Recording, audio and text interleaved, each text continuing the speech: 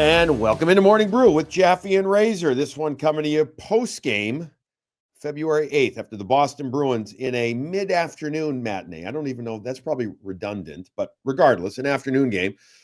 Lose to the Vegas Golden Knights, 4-3, the last game before the Four Nations freeze, as I like to call it. Morning Brew with Jaffe and Razor is proudly presented by our lead in-pod sponsor, Fazenda Coffee Roasters. Did you know that Fazenda Coffee Roasters partners with cafes, bakeries, and restaurants to provide top quality through their wholesale program? If you didn't, you knew now. They also, though, they don't stop there, Razor, as you well know. They also have a great retail business too, and they'll ship direct. You, the listener, can enjoy their expertly roasted coffee at home. Shop direct at fazendacoffee.com. And, you get 15% off your first order and plus free shipping on orders over $35. So whether you're running a business or just brewing an amazing cup of coffee at home, and this is amazing coffee, Fazenda's got you covered.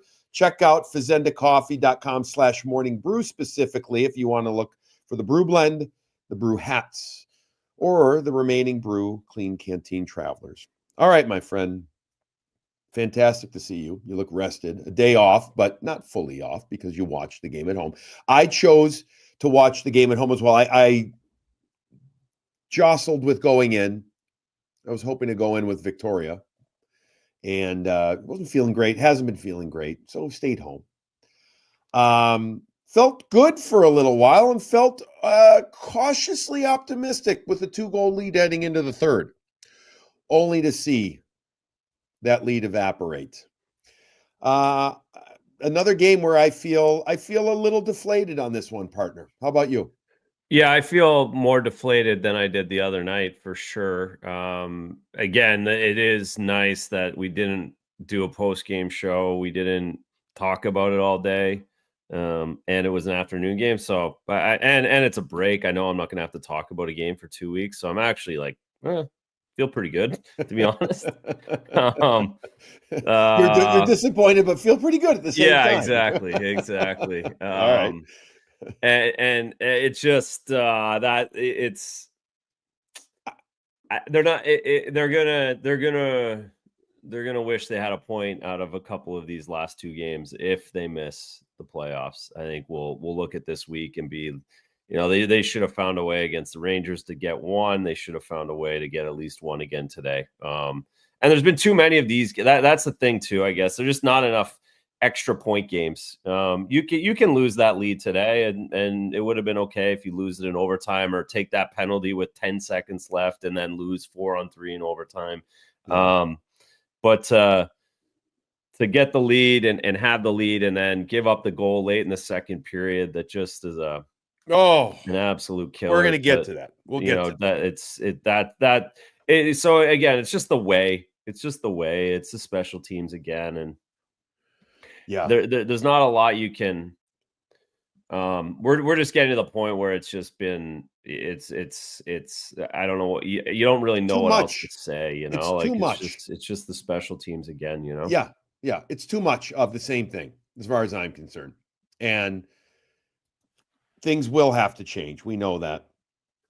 This is just the second time leading after the second period in regulation that the Bruins have lost. 16-2-4 now. As you said off air before we got on recording this episode, first time this year that they've given up a multi-goal lead to lose in regulation, which makes it even more disappointing to me. This is where you buck up whatever cliche you want and you figure out a way. You just, to your point about getting at least a point, I wanted to, especially considering I thought you played pretty well in the first. You started to see the Vegas Golden Knights get after it in the second, then the third, and you get outshot. By the way, do you know this part, Razor? The last time Bruins outshot a team, you have to go back to the San Jose matinee game. It's the last time there's been 1 or 2 games where they were even, literally dead even, but they've been vastly outshot since that San Jose matinee. But okay, I digress. I don't know. I find this one disappointing because this is the old, you figure out a way how to make this one work. I'm saying the same thing you are. You have to. And I went through some numbers, and I'm not good with numbers. But even if the Bruins, even if all the other teams around them, Razor, play 500, the same winning percentage type of hockey around them, and the Bruins play 600 hockey, 600, not even 600 hockey, they're going to get to 90 points only. So if I'm wrong on my math, somebody can give me crap, and that's fine. But I'm pretty sure I'm right. 90 points, I don't think gets in, but I just don't, given that the other teams, they're going to be there if they play the same level, not 700 hockey, but the same level where they're at, right? Because of the games in hand type of thing. It's looking more and more daunting. I know we have a little more time, but it's looking more and more daunting to me. Yeah, I'm not going there. Yeah, I'm not. Like I it's know. there's too much. The break, the whole thing. I mean, the season's not over for 2 more months, so it's going to be daunting. There's no question. You got to rattle off 7 in a row. You do. You're going to have to go. You're going to have to go 8-2 at some point. There's no question about that. So that's what they put themselves in over this break. Yeah. The break. By the way, like 600 hockey, they can go better than, like 600's not that. There's a lot of teams way better than 600, right? Well, I just went to 600 because that was like, I'm looking at this. I'm looking at their record now. Like, you know what I mean? Like I'm looking at it and saying, I know they've had the one stretch when Joe was named interim coach, and they went well past that. But I'm looking at it saying, okay, let's just say they went 600, because I can't assume they're going to go 700. The rest of the way. If they do, well, then shame on me for doubting, or not doubting, but not using that number. I'm using 600 as a safe spot, I guess. And since I'm so bad at math, I could kind of figure out, with round numbers. The break, they're 2-2 heading into the break, or if you want to look at it in the last 4 games, or they're 2-4 in their last 6. You can slice and dice the numbers any way you want to. This game started pretty damn good, though, for the Bruins. They had energy. The Garden had energy. Although I watched it from home, I felt like you could feel the energy of this winter game, the day before a storm type game, Like I just felt you could feel it. And it got off to a great start with Brad Marchand getting the goal on the assist from Nikita Zadorov. Zadorov from the left point gets the puck down, smokes it down low. Marchand's off to the right side of the goaltender, Samsonov, stops it with his skate, slabs it into the net. And Razor, the Bruins are off to a damn good start. They didn't wait 10 minutes to get their first shot on goal. They were moving, they were grooving, and they were invested in this one early on, I thought. They looked refreshed. They looked like a team that had the 2 days off, and looked like a team that were ready to go with a win into the break. That again, it was Brad's line. Brad they were good in the first. Dragged everyone in the fight. Lindholm and Coyle were really good. That was as good as they've played as a line. I think Brad's been dragging them along for a while now, but the other two really picked it up, and they had a lot of energy and a really, what again, you could see them putting a few shifts together because that line was so good. And of course, Paston, Geeky, and Zach have been really good. So it was a great start. You couldn't really have drawn up any better. So you're up 1-0, and you're playing a team that did play very well in their last game. It was just a 3-1 win over New Jersey, 3-1. But I watched some of that game, and they really dominated the Devils in that game. So Vegas has been really volatile. They have been riding the proverbial roller coaster lately. One of the worst teams record-wise in the NHL the last couple of weeks. However, they got to win the other night. They're feeling better about themselves. They knew coming into this game that they had to get it going. They find themselves down 2-0, though. The 13:49 art when Nikita Zadorov, after a scramble, he ends up getting his 3rd goal of the season as the big Russian unleashes the hammer. He lets it go. Samsonov's down on the ice, or I don't know, Samsonov, regardless. And with a mosh pit in front, nobody touches the goalie here. We'll get into goalie interference in a moment, but nobody touches him. He's just flopping around. And from the left, inside the left point, he comes more into the middle. He lets the hammer go. And I got to tell you what, Zadorov in the first period looked pretty damn good to me. I mean, he was involved in everything. Yeah, he was. And again, he was with that line most of the period. So he was the beneficiary of their creating chaos in front of the net on the second one, just whacking and bodies and crashing and being difficult, and that puck bounces back out to him, and he makes no mistakes. So again, couldn't have drawn up the first 10 minutes any better, being up 2-0. So you're up 2-0 after 2. Beecher takes a penalty, a tripping call. Talk to me. I mean, I don't know. You know, I feel like I wish there was a little bit of incidental contact allowed sometimes, because like they're both kind of going there. I get the trip. Yes, he tripped him by the complete letter of the law, but it wasn't like he tripped them and then was going on a breakaway with that play. They're both they cross legs more than anything else. So they've taken a lot of offensive zone penalties, but this one just doesn't. This is marginal. This isn't the same as the other ones that we've talked about before. Right. This one was marginal, but it leads to a Mark Stone goal for Vegas on the power play. Bit of a sign of things to come in this game, that the power play was good for Vegas. Razor said in the open about special teams again. Stone gets his 14th from front of the net. He's a big man. I've said this before. I'll say it again. I mean, I know guys in general celebrate goals, but I don't know if anybody celebrates as emphatically as Mark Stone does when he scores. Every time it seems like his first. Shea Theodore had his 40th assist. He's had a hell of a year. That's a lot of assists for him. 40th assist on the year. And Brandon Saad, who they just recently signed, got the other assist. So it's 2-1 at the end of one. Shots after the first period, 12-11 in favor of the Bruins. Again, it was a good, even though they gave up that goal, it was a good period. It was good. It was, again, energy, passion, physical. You don't see the Golden Knights a lot. You know that Bruce Cassidy's behind the bench, though. You know the purpose of the game, meaning right before break. It was a really good start to the game. Second period takes a while, but then at the 15:07 mark, Morgan Geekie ends up getting his 17th goal of the season on a nice play, from David Pastrnak. And now, Razor, what are you thinking? Bruins are up 3-1. By no means donezo or anything like that. But you look at that goal and you're like, okay, late in the second, you've cultivated a 2-goal lead. Yeah, that's it. You're 2-goal lead at home. They've been very good at home, despite what anyone wants to say of all the other stuff going on. They have one of the better home records in the league, and they're up 3-1.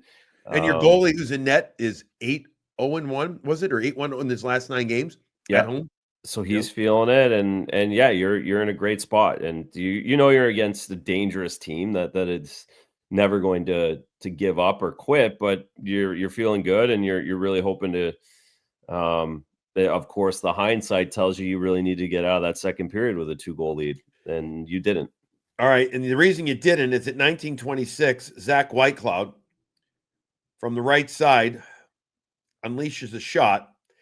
I'll let you, being a goalie, just kind of take me through the analysis of it, because it ends up going through Jeremy Swayman, and then it barely crosses the line, but it clearly crosses the line after a review. Yeah, it clearly did. I mean, I don't have much more. I don't have any real analysis to give beyond what we saw. I mean, just looked like he mistracked it, or where it hit him, it kind of got to him a little quicker, or something. Let me ask you this, okay? Because it hits him.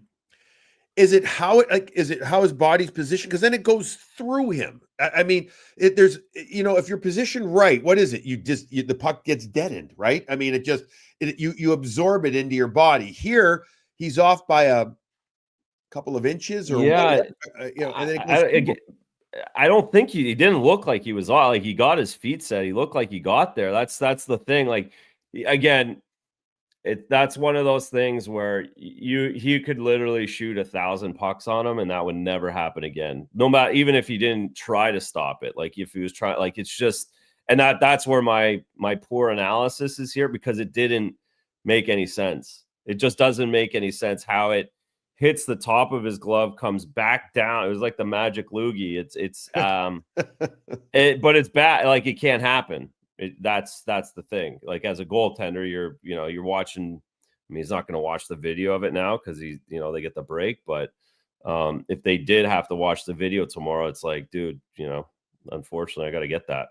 Yeah. So that's the analysis. Again, it's so weird because, again, it was all like, he got It there with wasn't a his hard feet. shot. It wasn't. It was a slapper from 80 feet. Like, it Yeah. was, pretty standard stuff. So, and I don't think he addressed it after. I didn't see anywhere that he addressed it. So I didn't see either, but I will be honest, I didn't really look for stuff after the game as I've been running around since then before we sat down to record this episode. Major point in the game, though, because as you said, Bruins needed really the 3-1 lead heading into the third, but it's a 3-2 lead. And I think Vegas could have went away after that, right? Yeah. Like, Vegas could have went away 3-1, and they get a freebie, and you're like, oh, okay, let's here. actually try and win this. Right. Let's win this now. All it takes is one. And then Dorofeev gets that one, 4:54 into the period from Shea Theodore and Jack Eichel. Eichel's 49th assist of the season. He says this is the best he's ever felt playing right now. First time he's played at TD Garden since 2019. It's a big passing play. Two guys go to one side. We've seen that way too much. It's an overcommitment. Who is it? It was Wallstrom. He goes over. So Eichel's coming down the left side. He's a righty. Two guys go. Defenseman and Wallstrom go to him. That leaves middle of the ice open. And at one point, I thought that Zacha, would be able to stay with this guy, but the breakdown happened before that with Wallstrom. Yeah. No, 1,000,000%. And that's, if anyone, you ask what's different, why are things, that's the play that's happened a lot. And I bet it's happened as many times this year as it has the last 12 years for this team, because that's just an obvious, easy read. The forward does not track that forward back into the defensive zone. As soon as you get to the dots, that is now the defensive guy, the defenseman's guy. That's 101, folks. That's as 101 as it gets. Just so, folks, if you haven't seen the goal, or even if you have, and what you're saying, what do you mean by tracking? And and some of you probably already know, and some might not. If you watch it again. So Eichel's coming down, and who's the defenseman? Oh, my God. McAvoy. Oh, that's right. McAvoy's right there. Wallstrom slides over, though, too. They're both along the wall, but as soon as Eichel gets closer to McAvoy, that's got to be the handoff there. Then Wallstrom's got to keep coming back through middle ice. Mm-hmm. There's the read. You've got to read, react. You've got to hand off, as they like to call it. But once Eichel gets the puck over to Theodore, then everybody turns. Theodore looks, and then they get it over to the right side for Vegas, and Dorofeev gets it, and the net is open. It's just too. It reminds me of the Buffalo goal. You remember the goal that Thompson scored from in front of the net? Closed down. Where Geeky closed too far the other side of the ice. Correct. Exactly. Yep. So that's what it was. Yep. So it's 4-4, 3-3. Beg your pardon, at the 4:54 mark. And then we got a whole lot of stuff that happens. A whole lot of stuff. There's a bunch of chances. We can get into some and not get into. But anyways, you have a penalty that's called.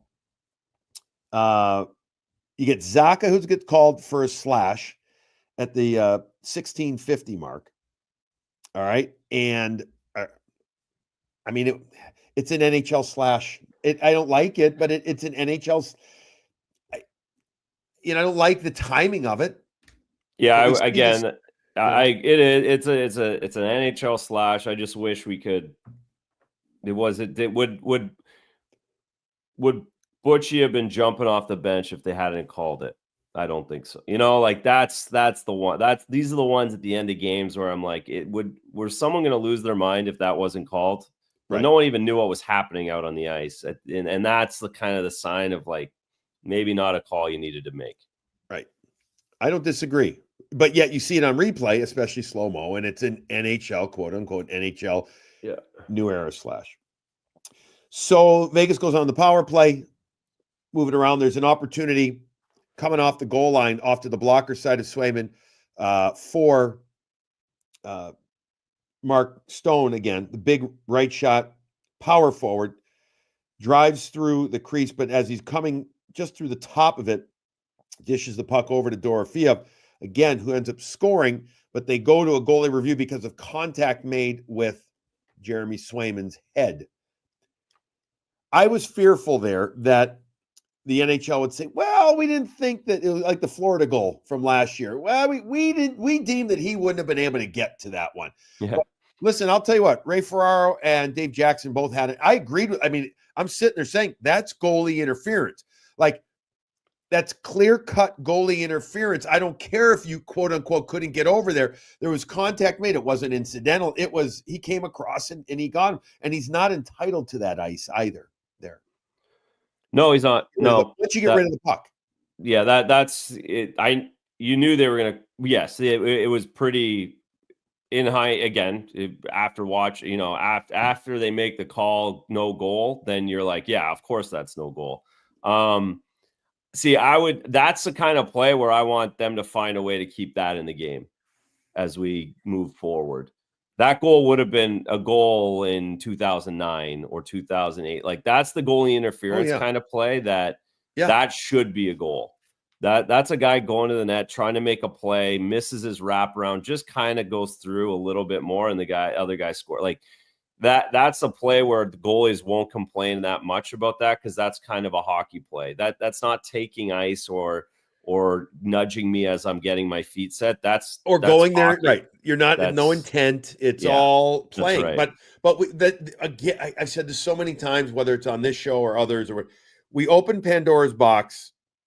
How many coming out of the 04 lockout, 04, 05, with all this replay stuff, with all this hands, you remember back coming out of that lockout, parallel stick, like we had hooking calls when shin guards got tapped, literally. Yeah. And then we've had so many different things, but you're not going back. You're just not. I don't disagree with you. So that gets overruled. But again, I'm being negative here. I didn't have confidence that the Bruins were going to kill it in the last. They still had time to go on the penalty.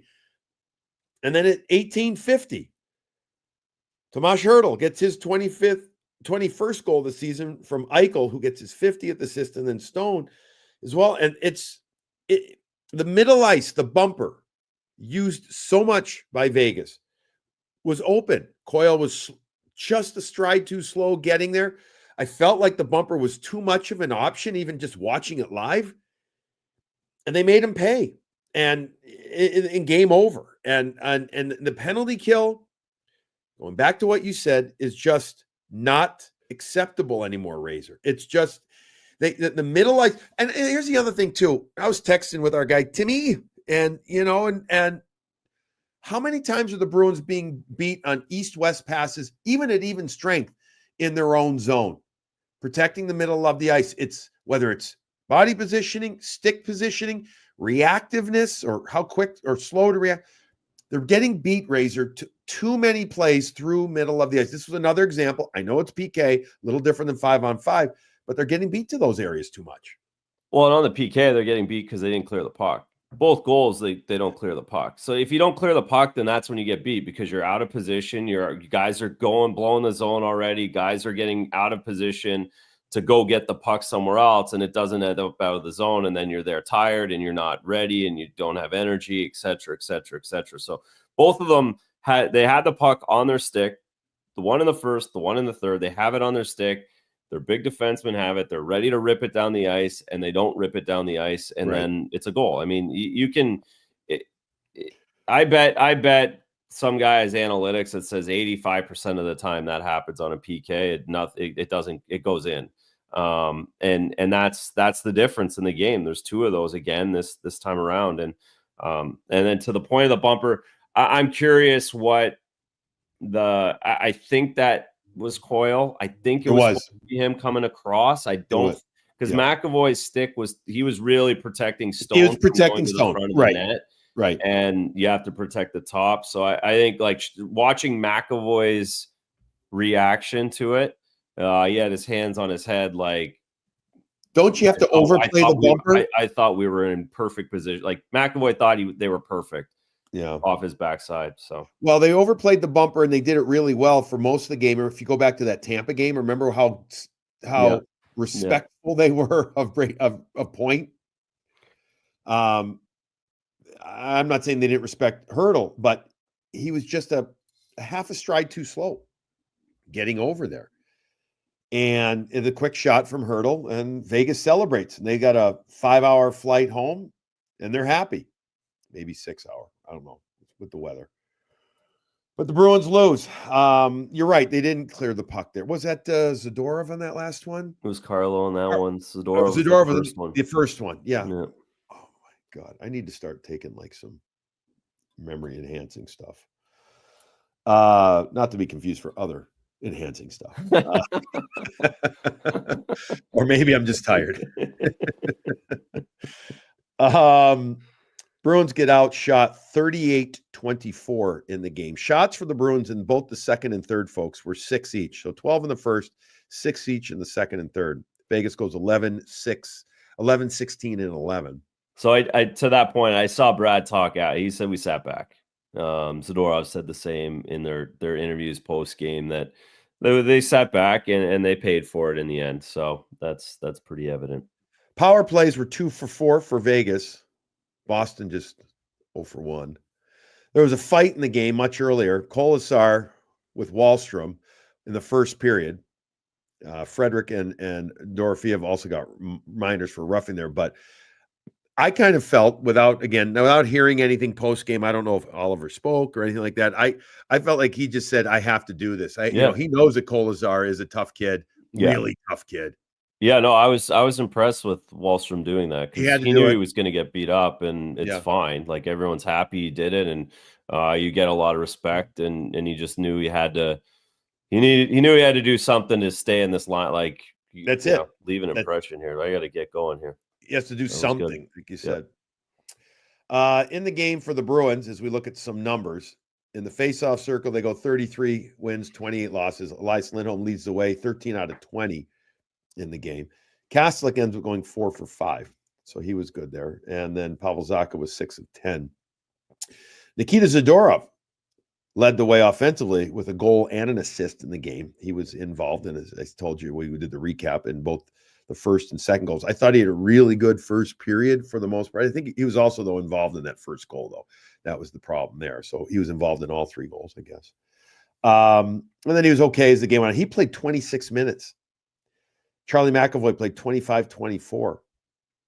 Penalty kill and whatever. You're playing the big guys because you're done for a while. Yep. Anything else really jump out? Lindholm had 8 shot attempts. 4 of them reached the net in the game. Pasternak had 8 as well. 5 of them reached the net. He keeps his point streak alive. What is it, 14 now? With 1 assist in the game, with the assist on the geeky goal. And Marchand with the goal. He ended up with 2 shots, 2 takeaways. He also had 3 giveaways in the game, but he got the goal, and he was a +2. I thought that the Lindholm line was very good in the first period. I thought was pretty good. I felt noticeable enough in the game too. Was Matt Poitras. What about you? I thought he did some good stuff in the. Yeah, they were good. They I thought they had a good jump. That third line.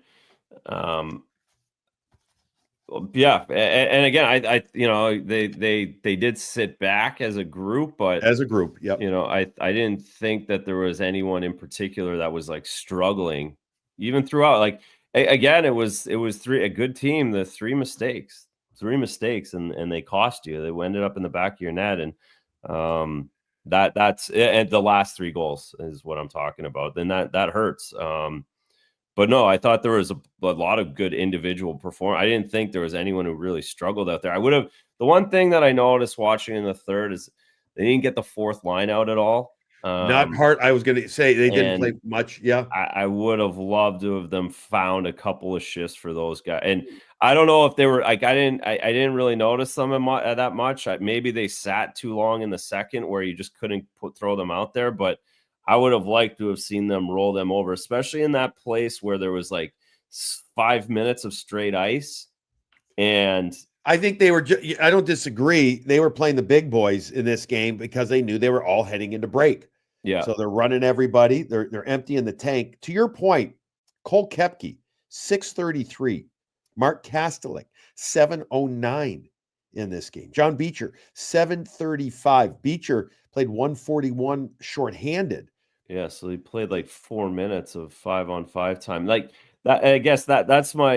I noticed it. Usually, I don't notice that kind of stuff as much. Like I'd have to actually be looking for it, but I noticed it. It was so evident that I noticed it just through the routine of play that I didn't. I like Kaslik on the ice. I just do. I would have liked to have seen him out there, even if you toss him on the third line with Frederick and Poitras and have him out there just being long and bigger. I think he can change momentum at different times. But again, he's been injured and all those kinds of things too. Well, yeah, and it wasn't just a him thing. It was all three of them. Yeah, it was obviously a coaching decision. It was that was very obvious. It was a coaching decision. Yeah.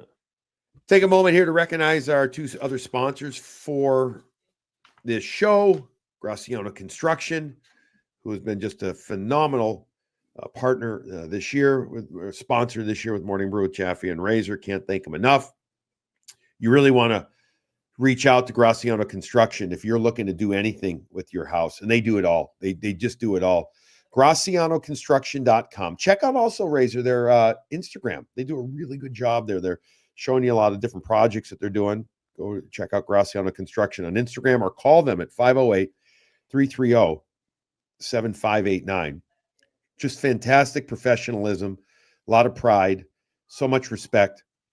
Doug, his brother Andre, the rest of the crews, so nice. They listen to what you want, whether it's a small thing, a big thing, and they have ideas. And all the stuff that we've done together, never once pushed anything. They're like, this is what we think, this is what we see. Talk about a budget, they're phenomenal to deal with. Check them out. You really want to.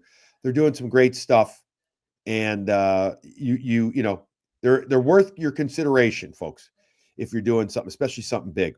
Check out GracianoConstruction.com or again, 508-330-7589. Sparks Hockey's got the best at-home skate sharpener you can buy. So many different wheels, so many different options. They got a Generation 2, a Gen 3 piece of equipment. Razor, so many different things.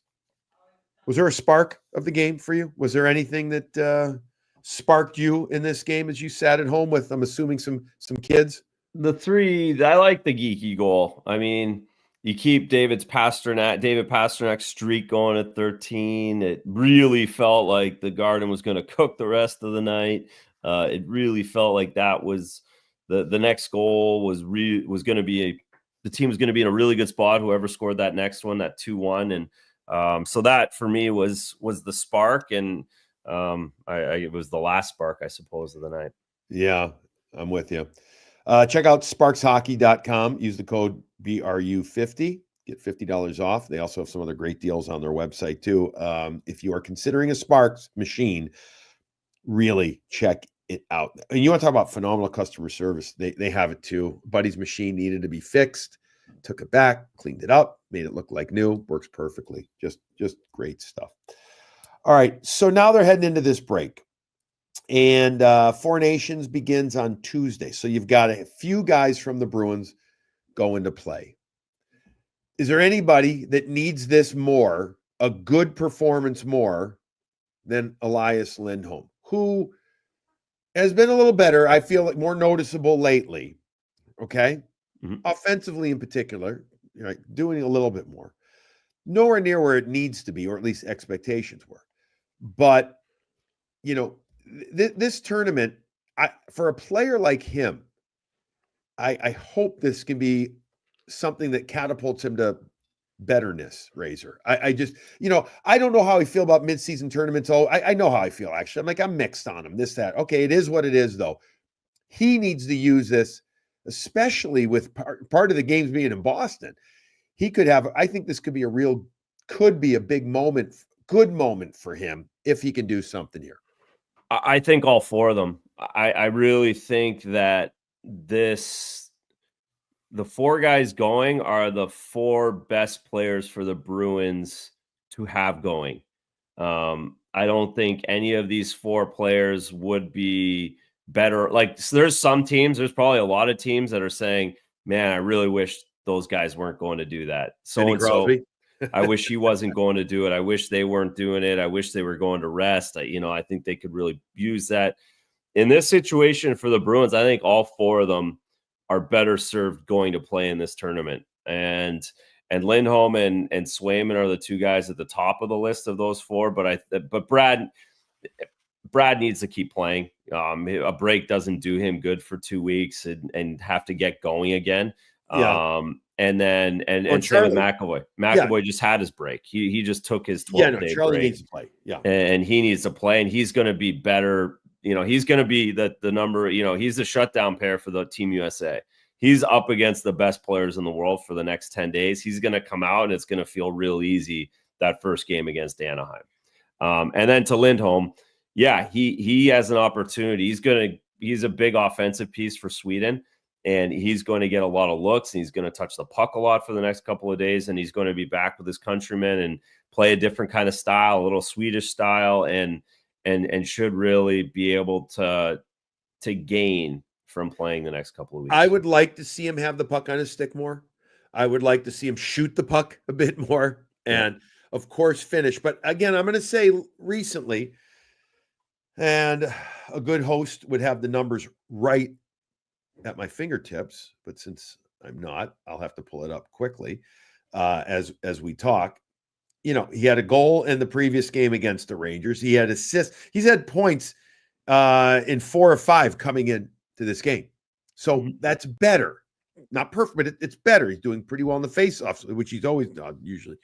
But I'd love to see him get more confident.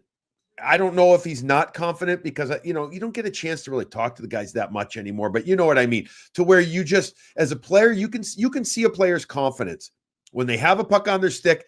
And when there's such a difference watching guys that are going to shoot and have a great chance to score, and others that haven't and are thinking about, am I going to shoot or am I going to pass it? Am I going to do that? One of the two. It's a gargantuan difference, right? From those two, even though those guys are both pros, it's a big difference. So I'd like to see Lindholm get it. He's more of a distributor of a puck than he is a goal scorer, but he can put it up. But I want to see him have the puck on his stick more. I do. Let me ask you about this. If Jeremy Swayman is the number 3 goalie for USA, we know that Hellebuck's number 1. Am I correct? Right? Oh, yeah. No, not even that. Okay. Yep. Let's just say Swayman's number 3. Yeah. And every team has a number 3. Just being around the event, staying on the ice, putting on the sweater, wearing the logo swag. Is that what you're talking about is good for him? Just the moment of it? Absolutely. It's massive. And he's going to be able to get to watch 2 of the best guys in the world play and practice for the next 10 days. His head will be highly dialed in on hockey. He'll also, he gets a bit of a different voice, different coaches. He'll be able to do his work still. He's going to have lots of time to work. He's going to be on the ice with the extras or taking extra shots or having a net that Hellebuck doesn't after game 1 or game 2. So it's good for him to be around. I think it's an opportunity for him to completely reset, but also work.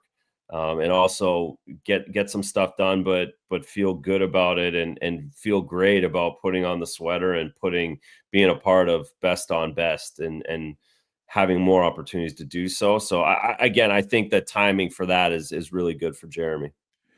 Yeah. I mean, and especially again with the games, half of them being in Boston. If you're not familiar, and I'm assuming 99% of our listeners are, but the tournament starts on the 12th of February in Montreal. Each team plays 2 games there. The big game is Saturday night, a week from tonight, when U.S. plays Canada at Bell Center. And then they come to TD Garden to play games on Monday, the 17th. And then the top 2 teams, it's not like a crossover or anything. It's just the teams with the most points after Monday play on Thursday for the Four Nations. I don't know what the cup is called, if there is one. Four Nations final. They play for the championship there. In theory, they could know if certain things play out perfectly or imperfectly, I guess it would be. You could know before Monday's games at TD Garden who's in the final come Thursday night. But that's a big if things work. And maybe they don't. I'm rooting for USA. I am. Who will your kids be rooting for? Oh, Are they'll they be gonna be they're Team USA. Yeah, Team USA? yeah, 100%. Are you going to have one of those split sweaters, or are you No, going? I don't. I'm not a fan of the split sweaters. You're either one or the other. Only moms or dads can wear split sweaters of two different kids. I think we talked about this, didn't we? I know. Yeah, a little, Yeah, yeah. Yeah, no split jersey. I mean, yeah, I've got to keep my Canadian pride, at least, especially in my house, just to keep my kids honest a little bit. There you go. Make my mom happy. Oh, If I went Team USA, my mom and dad would be very disappointed. So. Oh, your dad would. Well, maybe your dad would never go shopping with you then. Yeah. That's right. Well, he can't now because of the dollar, so he has no chance to go shopping anymore down here. Well, exactly. Speaking of, well, I don't even have a good segue there. All right, we're going to wrap it up, but we've got a lot of snow coming. I know. We're in that. So, are you what kind of snowblower you got? I know about the yard. I don't know about the snow situation. Or are you a service guy? No service guy. Yeah, I've got a snowblower. I didn't pull it out for the one last week, but it got moved to standby this afternoon. Oh, so yeah. It's ready to be deployed when I get out of bed in the morning. So it's a good question. It is a Canadian one, of course. It came down from Canada. Really? But Okay. I don't know the make or model. I should, but I haven't used it. I didn't use it all last year or this year. I haven't looked at it. So You haven't used it this year, huh? no, I didn't use it at all this year because the last snow was like supposed to be big, but that was an easy. Well, the shot. last snow wasn't big at all. I've got one of these smaller Toros, but it works well, very well. I find it satisfying when the driveway's done. I got a long driveway. By the way, I think that earthquake, I think that there's in my driveway now. There you I go. think there's a little fault. I do. There you go. Like there's a little like it's cracked it. Oh my gosh. I noticed it 2 days ago and I'm like, where did this? And then it's like down 2/3 of the driveway. I'm like, well, that's the issue too, is because it's been so cold and like when it gets warm, we're really going to see stuff like that pop up once it heats up here in the spring, because everything's going to start to expand again. Oh yeah. Yeah. Oh yeah. You're going to see and they're doing this major project 2 doors down from us where we live. And they were drilling, like foundational stuff months ago. They're fracking your driveway. Yes, yes. We are known for having that gas right underneath the streets of Newton. Right. Why wouldn't that be nice? We wouldn't have to pay taxes. That's right. Yeah, right. All right, last thing. So you'll wait till you get up. I'm supposed to be in Marlborough at 8:15 for a 9:10 game, something like that. So is it rude to do your driveway? You can't blast that baby Sunday morning at 7 a.m. No, that is rude. No. It wouldn't be 7. It would be 6:45. Yeah, exactly. Yeah, exactly. You can't do that. Oh, you see, I think you got to do it when you get home. You got to have it. You got to leave it like halfway up the driveway, and you just got to pull out in the snow in the morning. I don't mind what I don't like is compacting the snow. To where then it's only the 2 tracks, and then you have to like park across the street when you get home. Yeah. And then put it together. That's what you have to do. Would you be pissed at me if you were my neighbor if I did it at 6:45? My wife would call the police on you 100%. Really? Oh yeah. She calls on landscapers all like she would not. No, you can't do that especially on a Sunday morning. No way. Technically, it's not Sunday because in theory, because Monday is a day off, right? Isn't Monday a day off, or is that No, that's next week. Good try though. Oh shoot. It's Sunday. Okay. Next week's President's Day or something like that. Oh. So yeah, you can't do that. Yeah, you're right. I got a week ahead of myself. I was going to say it's really not. Yeah. Monday, by the way, Beanpot, folks. If you check out the Beanpot. That too. All right. Well, this wraps up Morning Brew, Jaffe and Razor. We will be back with you at some point. We're going to take the week off. I'm going away for a couple of days after we do the Beanpot on Monday, and Razor can take a little time off as well. But we will do a show during Four Nations, see what's going on. So, folks, give us about, I'd say, probably a week, and then we'll be back. And then we are loaded up, as soon as we'll do one during Four Nations, but also then after. We're doing shows after pretty much every game, 4 or 5 games in a row. So we'll be back with you then. But in the meantime, like I said, time for everybody to get a little rest and recharged. And hopefully the Bruins, who knows what they're going to do. It's like I said, they're in one right now, but we'll see. All right, Razor, have a great time. I'll see you Monday, but then do what you do, taking a little time off. RC, thanks for everything, bud. Bruins lose 4-3, a disappointing, I will say discouraging loss for me. But, we'll be back at it in a week 2 weeks when the Bruins are back in action coming up. Meantime, we'll talk to you before then. Everybody enjoy the break somewhat and enjoy your coffee.